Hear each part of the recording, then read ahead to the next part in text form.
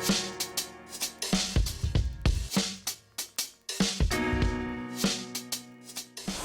right, guys, so we got some rowing tip for you today that should go a long way. You'll get that fun as we go through this tip.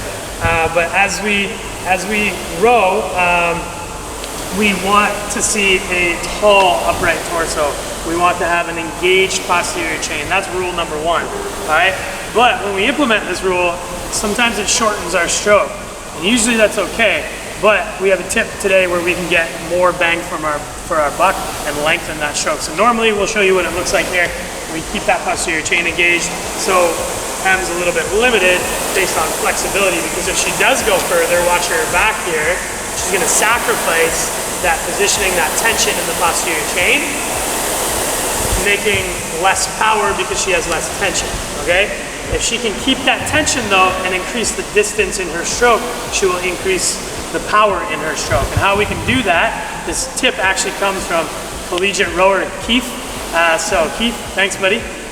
But this one is gonna be simply just flare your knees out to your armpits. So your knees are gonna trace from your elbow all the way into your armpits. You get more length while maintaining the posterior chain tension. So you can see your knees kind of flaring into our armpits. We don't want to go too wide, and we do want them to come back inside the hands, and we want them to cross through the center of the paddle as we go through. But you can see that when we flare the knees out, it gives the hips a little bit more room. We can show a couple more, Em. It gives the hips a little bit more room, mobility-wise, to keep the torso upright and to keep the posterior chain nice and engaged for more power per stroke. So simple tip today, but that goes a long way, now you get it, in improving the power per row in your rowing. So good luck guys, get after it, give it a try, and let us know how it goes.